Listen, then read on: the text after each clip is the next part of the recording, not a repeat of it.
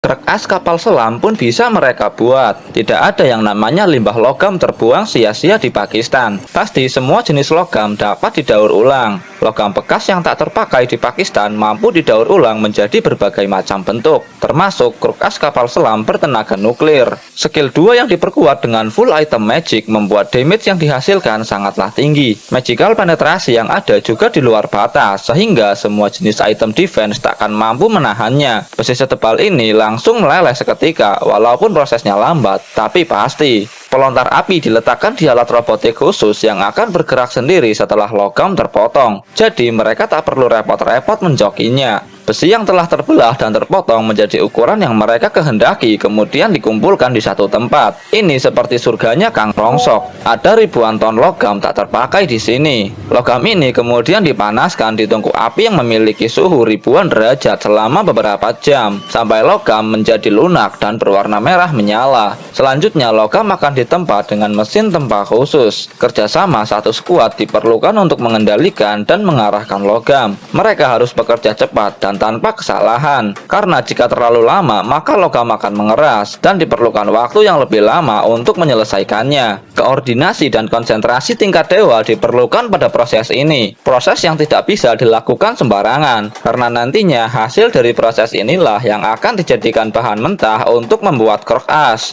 Gambar kasar yang disertai angka-angka hasil perhitungan rumus triple Pythagoras terukir jelas di dinding kerja. Ini akan membuat mekanik Pakistan tidak akan lupa tentang ukurannya. Sesekali mereka juga mengukurnya dengan penggaris. Setelah ukurannya sesuai, besi mentah kemudian dikumpulkan di satu tempat khusus agar proses pendinginan lebih cepat. Besi mentah yang sudah dingin selanjutnya dijual dan akan diolah oleh perusahaan yang berbeda. Keledai racing digunakan untuk alat angkut yang memiliki efisiensi biaya paling tinggi, agar keuntungan yang diperoleh dapat dimaksimalkan. Sebelum dibeli, pemilik perusahaan harus memastikan ukuran barang yang dipesannya sesuai seperti kebutuhan perusahaan, karena barang yang sudah dibeli tidak dapat dikembalikan, mirip seperti sistem COD, cash or duel. Setelah deal, langsung pindahkan besi mentah ke mesin bubut untuk dieksekusi. Di perusahaan ini, hanya pria berkacamata inilah yang bisa dan mampu untuk mengatasi lawan yang sulit. Jenggot berwarna putih miliknya memendam ribuan cerita dan menjadi saksi bisu betapa banyaknya ilmu pengetahuan yang ia miliki. Ujung logam harus dihaluskan manual dengan gerinda. Kemudian oleskan bedak bayi cair ke area yang telah dihaluskan. Bedak bayi ini akan memudahkan untuk menentukan titik tengah. Pengukuran tingkat lanjut digunakan, walaupun alat yang sederhana tapi skillnya bukan main, karena kasta pengalaman lebih tinggi dari alat. Ujung mesin bubut langsung diletakkan ke titik tengah sebagai poros putar. Ini sangat penting dilakukan karena presisi dari kerkas sangat berpengaruh ke performa mesin. Setelah itu, kikis perlahan permukaan yang masih tidak rata. Pengukuran juga harus dilakukan secara berkala untuk memastikan tidak ada kesalahan saat membuatnya. Proses ini memerlukan waktu yang lama, jadi kesabaran dan ketekunan sangat diuji di sini.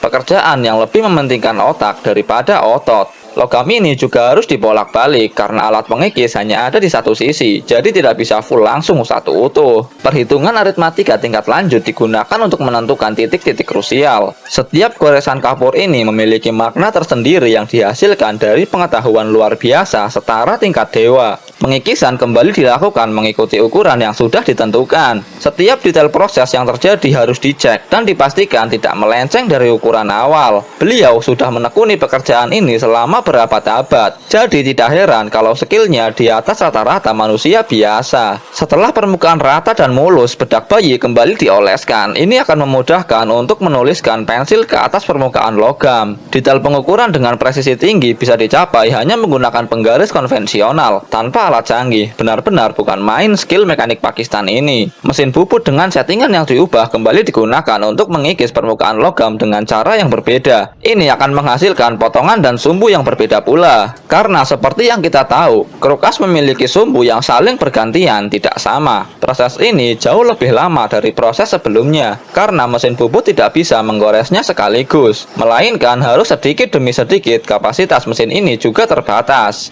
Kerkas ini memiliki ukuran keluaran yang sangat besar. Bayangkan jika dipasang ke motor Iwi Kicir, mungkin bisa tembus top speed 1000 mil per jam. Karena proses yang begitu rumit dan lama inilah yang membuat harga krek as begitu mahal di pasaran. Bahkan bisa sampai seharga mobil Bugatti Veyron keluaran terbaru. Hanya bermodalkan penggaris dan mesin bubut, mereka mampu membuat krek as kapal selam dengan sempurna. Benar-benar pengalaman dan pengetahuan memiliki kasta yang lebih tinggi di atas segalanya. Overpower parah.